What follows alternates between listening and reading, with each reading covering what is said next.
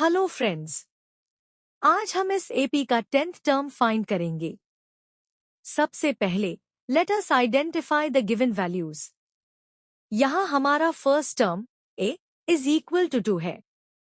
अब common difference d निकलने के लिए हम सेकेंड टर्म में से फर्स्ट टर्म को माइनस करेंगे, यानी d is equal to 7 minus 2 जो होता है 5।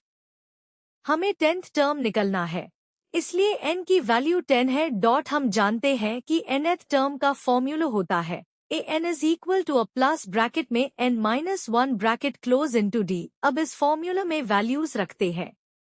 18 is equal to 2 plus bracket में 10 माइनस 1 इंटू 5। ये हो जाएगा 2 प्लस 9 इंटू 5, यानी 2 प्लस 45 जो बनता है 47। तो दोस्तों, इस एपी का 10th टर्म 47 है। हेलो स्टूडेंट्स, चलिए अब हम नेक्स्ट क्वेश्चन सॉल्व करते हैं। इस क्वेश्चन में हमें चेक करना है कि क्या -150 इस गिवन एपी का कोई टर्म है या नहीं। सबसे पहले हम राइट करेंगे गिवन एपी, जो है 11, 8, 5, 2 एंड सो ऑन।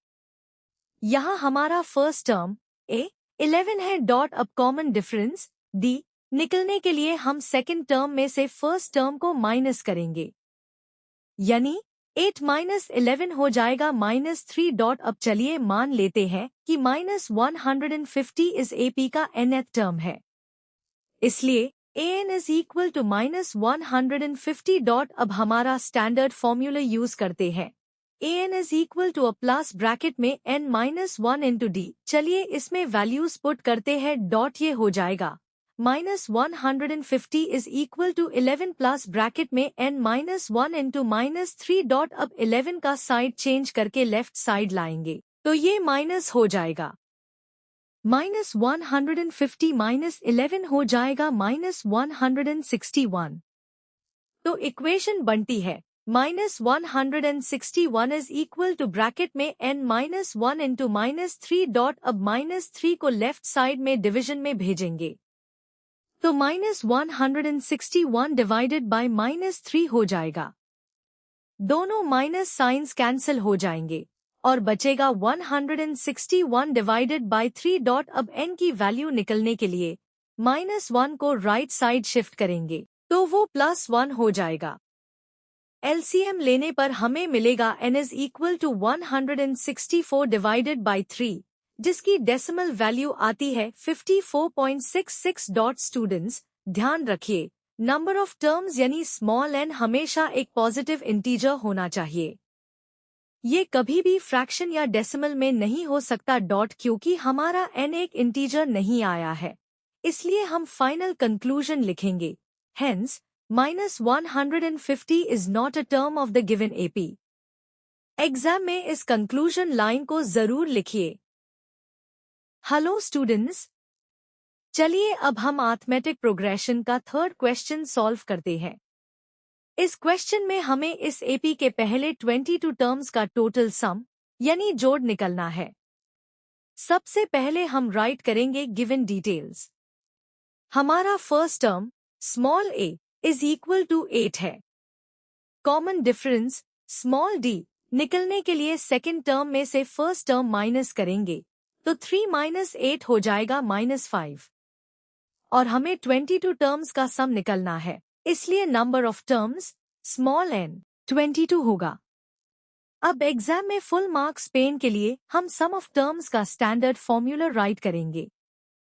फॉर्मूला है Sn is equal to n divided by 2 bracket के अंदर टू अ प्लस ब्रैकेट में n माइनस 1 इंटू डी। चलिए अब इस फॉर्मूला में वैल्यूज पुट करते हैं। S22 is equal to 22 divided by 2 बिट ब्रैकेट में 2 इंटू 8 प्लस ब्रैकेट में 22 माइनस 1 इंटू -5। इसको थोड़ा सिंप्लीफाई करते हैं। 22 डिवाइडेड बाई 2 हो जाएगा 11 और ब्रैकेट के अंदर 2 इंटू 8 हो जाएगा 16 और 22 माइनस 1 हो जाएगा 21। अगले स्टेप में ब्रैकेट के अंदर पहले मल्टीप्लाई करेंगे। 21 इंटू -5 हो जाता है -105। तो इक्वेशन बनेगी 11 ब्रैकेट में 16 माइनस 105। 16 में से 105 माइनस करने पर हमें मिलेगा -89। अब फाइनल कैलकुलेशन के लिए 11 को -89 से मल्टीप्लाई करेंगे तो हमारा आंसर आएगा -979। तो स्टूडेंट्स, हमारा फाइनल कंक्लूजन स्टेटमेंट होगा, hence the sum of the first 22 terms of the given AP is -979। Exam में इस तरह प्योर स्टेप्स के साथ लिखिए, आपको फुल मार्क्स मिलेंगे। हेलो स्टूडेंट्स, चलिए अब इस चैप्टर का लास्ट और एक वर्ड प्रॉब्लम सॉल्व करते हैं। क्वेश्चन में दिया है कि एक टीवी मैन्युफैक्चरर थर्ड ईयर में सर्कमसिशन 600 सेट्स बनाता है और 7th ईयर में 700 सेट्स बनाता है।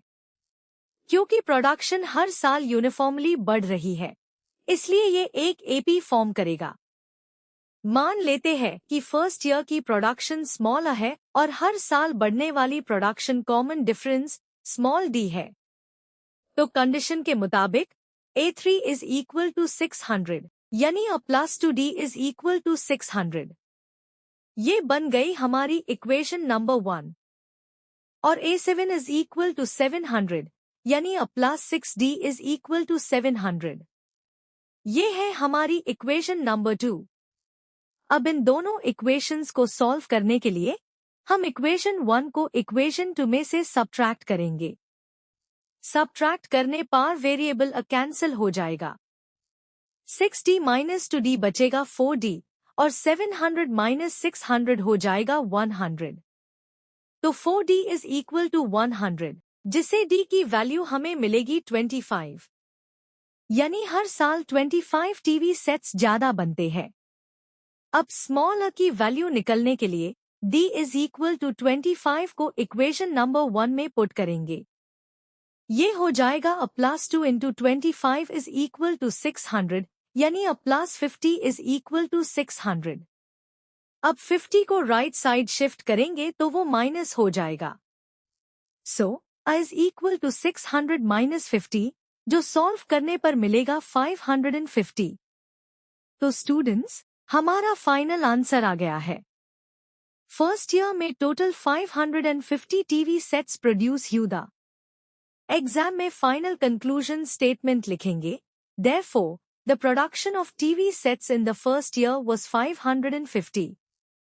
आइए ध्यान से पूरे स्टेप्स के साथ नोट कर लीजिए।